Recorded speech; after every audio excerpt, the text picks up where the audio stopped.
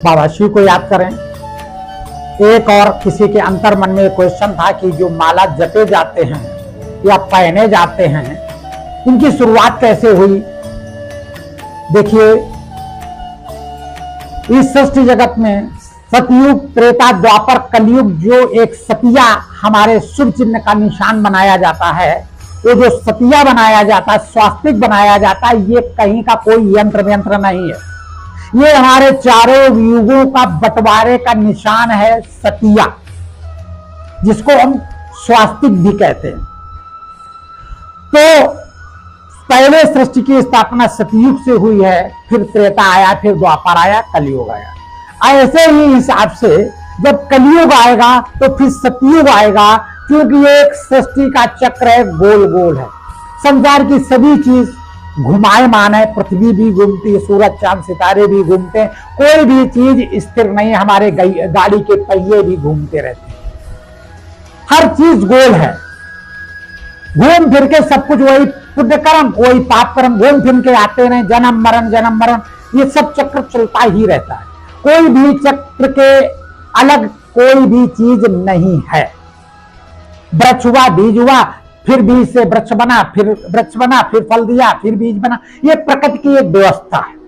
तो ऐसी स्थिति में जब हम कलयुग दुनिया में जाते हैं तो हम सब पापी हो जाते हैं। सारी दुनिया में सभी झूठ बोलते हैं, कामी हो जाते हैं, क्रोधी हो जाते हैं, लोभी हो जाते हैं, तमाम तरह के पाप करते रहते हैं, तो सभी पापी हो जाते हैं। कोई भी अपने को इस धरा पर पूर्णात्मा मत समझे। अब जब पापी हो जाएंगे तो परमात्मा क्या करता है कि परमात्मा ज्ञान देकर कुछ बच्चों को तैयार करता है जो सतयुग दुनिया में जाते हैं। यही हमारे गीता में भी उल्लेख है कि जब जब हो धर्म की हानि, बाढ़ असुर अधम अभिमानी, तब तब प्रभु धरी विविध शरीरा हर ही कृपा निधि सज्जन पीरा। साफ आया कि परमात्मा विविध शरीरों को धारण करता है और वो सज्जनों की पीड़ा को हरण करता है, यानी कलयुग से सतयुग दुनिया के लायक उस आत्मा को बनाता है। रामायण में भी इसका उल्लेख है और गीता में भी उल्लेख है। तो इससे साफ जाहिर कि परमात्मा आता है और कहीं ना कहीं किसी न किसी तरह से सज्जनों की पीड़ा को हनन करता है और सतयुग दुनिया लाता है। अब सतयुग दुनिया जब लाता है, परमात्मा ज्ञान देता है। परमात्मा ज्ञान ब्रह्मा के द्वारा देता है, तभी ब्रह्मा के बारे में प्रजापिता ब्रह्मा कहा गया। तो ब्रह्मा का रथ लेता है परमपिता परमात्मा और ब्रह्मा के मुख से ज्ञान सुनाता है, तो एक सृष्टि तैयार होती है सतयुग दुनिया की। वहां पर सबसे पहले परमात्मा ज्ञान सुन के ब्राह्मण बनते हैं और उस ब्राह्मण में सूचीबद्ध जो बच्चे उस विद्यालय में होते हैं, जो परमात्मा के द्वारा पढ़ाए हुए ज्ञान के बच्चे होते हैं, उनके आधार पर परमात्मा एक गिनती बनाता है कि कौन बच्चा सर्वश्रेष्ठ है, कौन दूसरे नंबर का है, कौन तीसरे नंबर का, कौन चौथे नंबर का। तो ये एक माला बनाता है परमात्मा कि कौन बच्चा हमारा सबसे ज्यादा मेरा है। जैसे घर में बच्चे होते हैं तो माँ बाप का कोई बच्चा ज्यादा क्लोज होता है, होते सभी क्लोज है, लेकिन कोई ज्यादा, कोई कुछ ज्यादा, कोई कुछ ज्यादा, कहीं ना कहीं अंतर जरूर होता है। जैसे एक विद्यालय में भी बच्चे होते हैं, किसी का नंबर सब सर्वश्रेष्ठ होगा, फिर किसी का उससे कम होगा, किसी उससे कम होगा, सब क्रमबद्ध होंगे।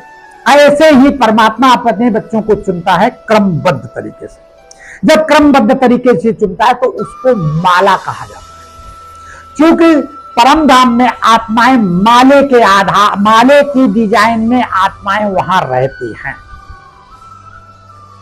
यहां दुनिया में सभी शरीर को रहने के लिए कितनी जगह चाहिए, 5 फुट का शरीर है, और जब शरीर जल जाता है, फूक जाता है, पंचतत्व में विलय हो जाता है, तब आत्मा बसती है जो इन आंखों से देखी नहीं जाती, तो परम धाम जाती है। जब पूरी सृष्टि का समापन होता तब ऊपर जाती, तो ऊपर वो थोड़ी सी जगह में सारे सृष्टि की आत्माएं रहती हैं। तो उन आत्माओं का स्थान गोल गोल होता है, क्रमबद्ध, जैसे एक स्प्रिंग की तरह ऐसे आत्मा रहती हैं। इस सीरियल से जब रहेंगी तो क्रमबद्ध जाएंगी, तो सबसे ऊपर जो आत्मा होगी वो परमात्मा की आत्मा होगी, और जो नीचे आत्मा होगी वो एक पहली आत्मा होगी जो सतयुग दुनिया में सर्वश्रेष्ठ आत्मा होकर जाएगी, जिसका नाम शरीर के रूप में कृष्ण का होगा। तो ऐसी स्थिति जब सीरियल से वो बनती है तो मनुष्य की आत्माओं में वो स्मृति है परम धाम की, उस आधार पर उन्होंने माला का निर्माण किया और माला में कहीं कहीं रुद्राक्ष को प्रयोग किया है, कई बैजंती माला का प्रयोग किया है और कहीं कहीं कई अष्टरत्नों का भी प्रयोग किया गया। मूंगा का माला बनाया गया है, स्फटिक का बनाया गया है, हीरे, तमाम सारे रत्नों का भी प्रयोग किया। ये माला का मतलब क्रमबद्ध तरीके से लगाना, जिसमें हम लोग पूजा पाठ में उनको मंत्र जप करने के लिए सीरियल से उसको सीरियल गिनने के लिए माले का प्रयोग करते हैं। माला का और कोई मतलब नहीं, जैसे गले में कंठी पहनी जाती है, कंठ पहनने का कोई मतलब नहीं। बहुत महिलाएं विधवा हो जाती है पहनती है कंठी। कंठे का मतलब कंठ में भगवान को याद करो, कंठी लकड़ी पहनने से कुछ नहीं होने वाला।